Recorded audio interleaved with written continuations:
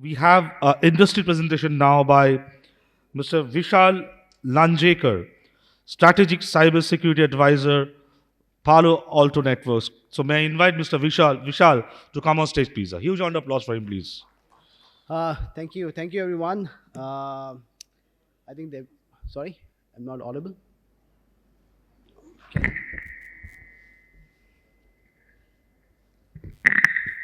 Okay, all right. Thank you. I think we had a great morning this morning. We had a lot of sessions. I'll probably need to say that maybe my presentation is more of a little bit of a summary of what has happened since morning. Maybe we'll get into a little bit more details about what has been spoken since morning. But let's talk about defending against these modern days attacks. Before that, let me give you some background of me and my company and our company. I work for a company called Palo Alto Networks. Again, I think most of you are aware of it. It's the world's leading cybersecurity company, specifically when it comes to cloud security, network security, security operations, and so on. Uh, for me, I have been in the industry for over 25 years now, with 20 plus years in cybersecurity. Started with network security, then information security, then cybersecurity. I've been working with probably for the last 15 years. I've been working with specifically with government and defense organizations across the JAPAC, when I say JAPAC, Asia Pacific and Japan region, for strengthening the national cybersecurity posture. I'm based in Singapore, and I came here for this event. It's a privilege to be a part of this event. So when we talk about defending against modern day attacks or say modern day cyber threats, I think it's time that, and we have learned this since morning, that you know somewhere we need to start redefining threats. Because the moment when I say that, okay, what are the threats that you anticipate on your network? The first question would be ransom. The first answer would be ransomware, probably DDoS, probably some sort of software vulnerability being exploited. But are these really those threats as such? If you look in today's scenario, maybe they are, but maybe we have to redefine it in a way. So typically, this is what we talk about when we talk about threats, right? But these are merely tools. If you look at it from a holistic manner, these are really tools that attackers are using or adversaries are using to target specific organizations or the nation as such. So what are the real threats that we are talking about, right? The real threats that we're talking about are some of these, right? Geopolitical tensions. A cyber attack is always a result of some sort of a tension or some sort of a crime which is there on a larger scale. So we know about, I don't need to talk about geopolitical tension. I think we all know what's happening across the globe today and the result of that from a cyber standpoint. We're talking about economic espionage, right? Where the data has been stolen for economic benefits or for purposes as such. We're talking about proliferation of non-state actors, right? Colonel Inderjit Singh, he actually mentioned about groups coming together, and I'll talk about that in a second. But that's exactly where we see a lot of proliferation of non-state actors being rising. We're talking about transnational crimes. I remember in the morning we had a session from the Gujarat Police, DGP Gujarat Police, and he mentioned about the human trafficking. We're talking about the drug peddling and those kind of things. All these activities are using cyber or internet as one of the platforms to conduct the activities. In spite, if you go to the United Nations Office of Drug and Crime, there is a specific, I wouldn't say definition, but it's a statement which says that cybercrime is the evolving transnational crime. So in every aspect of where we live, cybercrime is there. We're talking about terrorism. We know real terrorism. We talk about radicalization, online radicalization. We're talking about online propaganda. Those kind of things is happening, and everywhere cyber has been used. 2 days ago, I was in a similar conference and meeting with one of the defense organizations in another country, and this was a serious topic of discussion on terrorism and cyber. There's an intersection between cyber and terrorism. So we probably want to, let's look at now when we think of our cybersecurity policy. uh, I mean, yeah, we want to look at, okay, how do I protect against my ransomware or against a ransomware? Maybe we also want to ask a question, okay, We have tensions with China, we have tensions with Pakistan, and these are things happening on the border, these are things happening out there. What is the cyber perspective? Or maybe the vice versa, we should say that, okay, we found this something proactive when we're doing a threat hunting. We should share this data with the government. So those kind of things as such, right? So that's why we see a difference in the way we need to define threats. Just an example, right? So for example, if I look at the current geopolitical tensions, we're talking about, again, some are real conflicts, some are not conflicts, some are like passive, some are real wars. So we are talking about like India, China. We know what's happening. We're talking about Israel, Hamas, Russia, Ukraine. There's active conflict going on. What are they targeting from a cyber perspective? Critical infrastructures. Something happens if you go back like 2 years back. If my memory is correct, 2 years back, what happened in Galwan? The immediate effect was there was an attack on the power grid in Ladakh. And similarly, there was an attack before that in Maharashtra, right? Now, this is interlinked. So we probably need to have that sort of perspective when we are designing our cybersecurity policies and our cybersecurity postures, right? That instead of saying, okay, yeah, we need to protect against ransomware, but let's look at the threat from a strategic standpoint. I think we've got to get much better decisions if we have that kind of a view as such. Again, there are how many groups, like you talk about all those groups, like you have like around 40 plus groups specifically targeting India, spread across 3 different continents, 9 different countries. Their intent typically is espionage, sabotage in case of a cyber war. It's cyber sabotage, and many a times we see monetary crimes, right, or monetary gains as one of the intent. And the tools and tactics and procedure that they use is a ransomware, is a software vulnerability, is a phishing email, right? So if for us, when we are defining our cybersecurity policy, rather than starting from the extreme right, if you start from the extreme left, extreme left, I think we probably have a more strategic policies and controls in place when we talk about defining our cybersecurity posture. Okay, if you look at, we're talking about cloud security, right? Again, this is not just the list as such, the only list.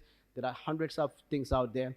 But if you look at some of the specific threat groups, for example, we're talking about 4 groups like a Purple Luchin, King Sing, Watchdog, and those kind of. These are names. Every vendor has their own naming convention. So basically, these are the groups which are known to target cloud environments. If you look at their TTPs, there is a common TTP, which is tools, tactics, and procedures, how they get into your network. They look at external services. So, in a cloud environment, is very much open to these kind of things. So when they look at services, they probably go and attack those or exploit those. Valid accounts, this is something which is, I think, we many a times we ignore, because we probably have not reached that stage. I wouldn't say all, but some of them, at least most of it, where we can actually track any malicious activity from a trusted user, right? In valid user, what happens is, I'm not getting too technical, but your credentials are already stolen and sold on the dark web, and some APT has actually, or a group has bought those credentials which are legitimate. They pick up those and they log in as legitimate users. This is something which is a common TTP for this group, right? And then most of these groups are monetary driven, I would say money driven. Now, that doesn't mean that we cannot attribute it. Yes, definitely you can attribute it to a lot of things. Because let's say if we want to attribute it, and I'm not saying we are attributing it, but let's take some simple statistics. If you look at nations like North Korea, 15% of their military budget comes from cybercrime activities, right? So we have a lot of things to, a more strategic perspective looking at things than just looking at, the TTPs as such. Now, I spoke about that. Now, the next thing we're talking about proliferation of non-state actors, because it's on the rise. A couple of years back, we used to say, okay, there are some few hundred groups and those kind of things, but never they were attributed all of them, or maybe most of them, to a specific nation. Yeah, there are some nations where groups are attributed. But if you look at today's scenario, right, like one of the scenario when the Russia-Ukraine war started, there were over 40 plus groups which took either sides, right? Like for example, one of the groups called Conti, which is one of the most notorious groups out there, they openly declared on dark web that we're going to side with Russia. Similarly, there was Anonymous who took another side.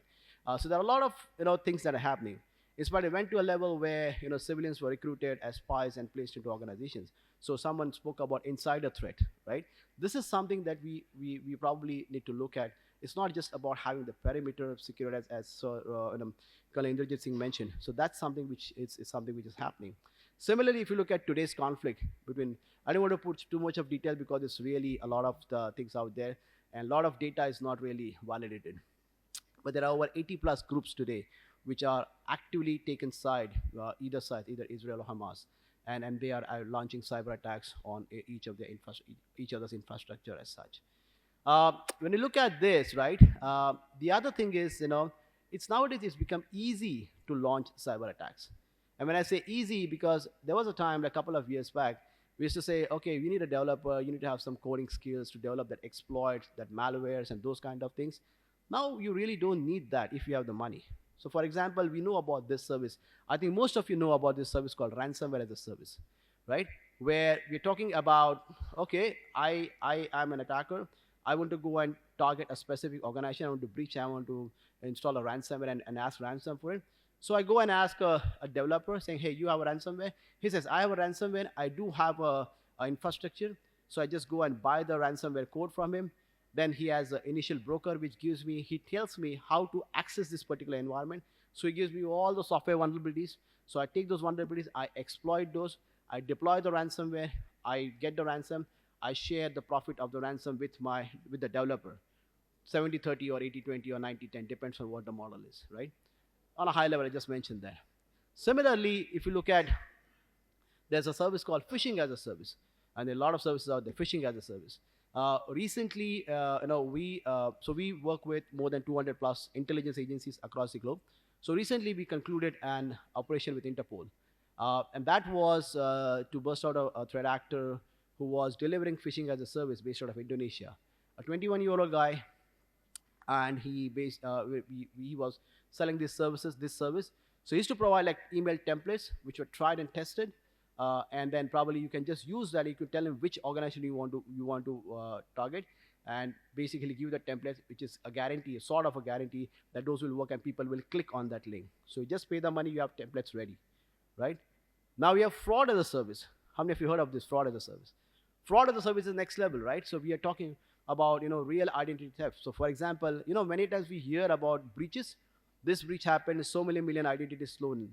What exactly happens with those identities, right? When I say identities, it could be passport numbers, it could be social security or an Aadhaar or those kind of numbers, right? What happens with those? Those are sold on the dark web, right? And then probably these fraudsters, what they would do is they will go and create synthetic IDs. So synthetic account frauds is basically real ID, fake person, right? Real ID is stolen, and a fake person actually going and opening the account. They also provide services such as applying for loans and the OTP snatching and those kind of things, account takeover. This is all at your fingertip if an attacker on the dark web. This has been heavily marketed on the dark web, that if anybody wants to subscribe to it, it's about $200 per month, starting with, goes up to $2,000 depending on what you want to achieve, and then probably you get this service. So it's easy, it's available. You don't really need a team of hackers who really know coding very well. You have the money, you just go and subscribe it, and you get it, and you target the infrastructure of the victims, right? So this is where we are seeing a lot of attacks being planned. So again, first is the real threats, and then the availability of exploits that we have today. Colonel Interesting, he spoke about Fraud GPT. I'm going to show you a demo on that. Okay, so this is again a stepsister, I would say, a stepbrother of ChatGPT, right? So when you go on ChatGPT, I'm sure most of you actually went and asked a question and gave you an answer. But let's say you have a dark cousin of probably ChatGPT, which is trained on the dark web. Now this video was released on a cybercrime forum, and now it's available. And I think it's if maybe some of us have seen it, but I'll just show you how exactly it works, just like ChatGPT. So if you are not able to see it, I'll read it out for you because it's a bit blurry, but I think I'll read it out for you. So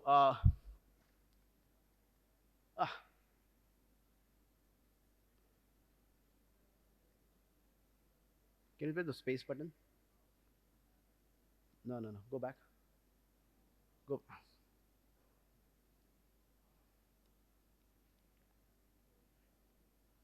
Sorry, it's a technical glitch, but I'll tell you what exactly it does.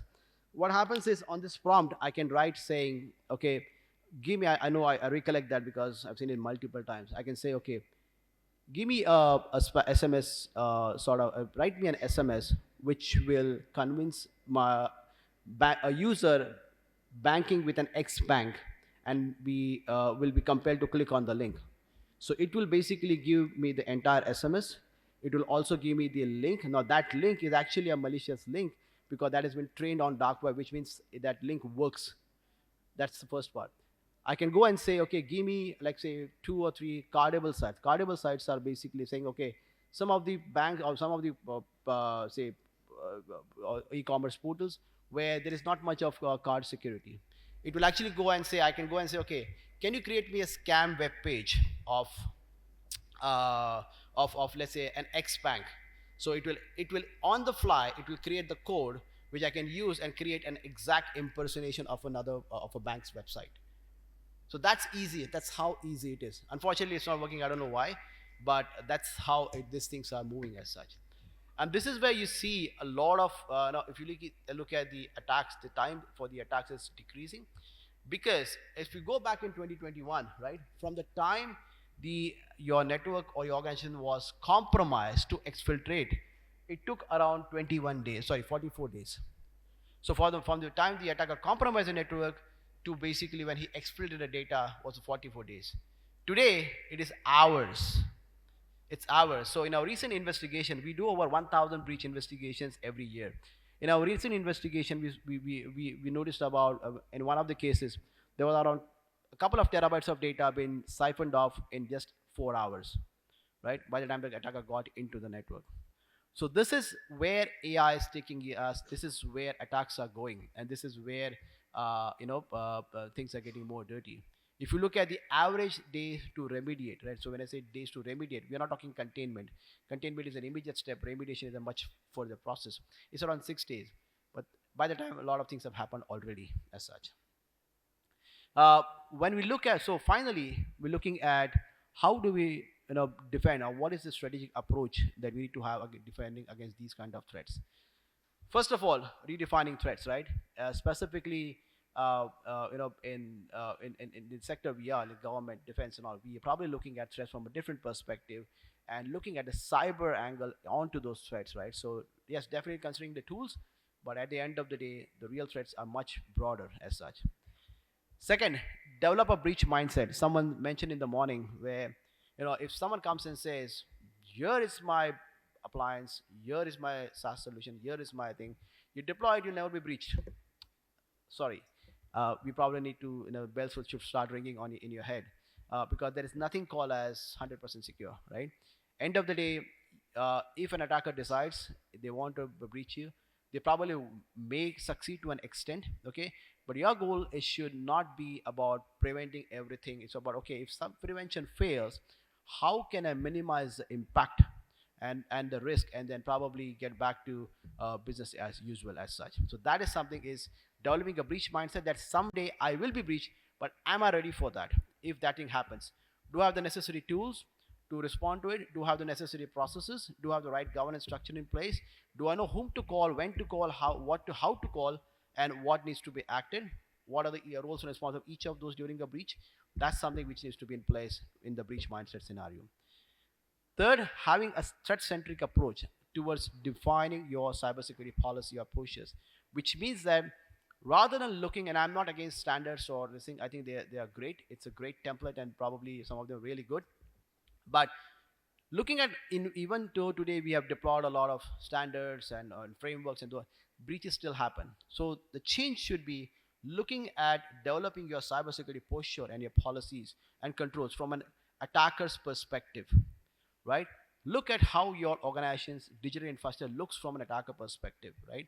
So three things to remember: inside out, inside out, outside in, inside in, and inside out. Outside in, how does my network look like from an from an attacker perspective? Doesn't mean only internet, from partners, from extranets, from third-party services, those kind of things. Second, inside in, if there is an insider threat, someone actually compromised my organization already, they have the usernames and password. Can they move around, right? Can I detect that? Can I prevent that? Inside in. Inside out, if anything is going from inside to outside, I need to know about it. So outside in, inside in, and inside out, purely from a threat-centric approach. And then finally, I think there was a lot of discussion on this, but this is a valid point, and this is something which is very important. Collaboration, right? Collaboration within the organization, outside the organization, with multiple agencies, with private sector players, and to build that community for sharing intelligence and kind of things as such. And how do you do it, right? So probably, again, end of the day, you need some technology, right? So probably the way at the pace at which attacks are growing, right? What is required is a technology, right, or a platform specifically for a security operations, because end of the day, your entire security actually aggregates at your security operations. Your prevention, detection, response, hunting, everything consolidates at your security operations. Now that is something which needs to be first of all AI driven, because the if we saw that, okay, there is available a service, we're talking about fraud GPT, those kind of things, it's easily available out there. And the pace at which they're coming, we cannot be sitting and saying, okay, this is an alert, I will look into it.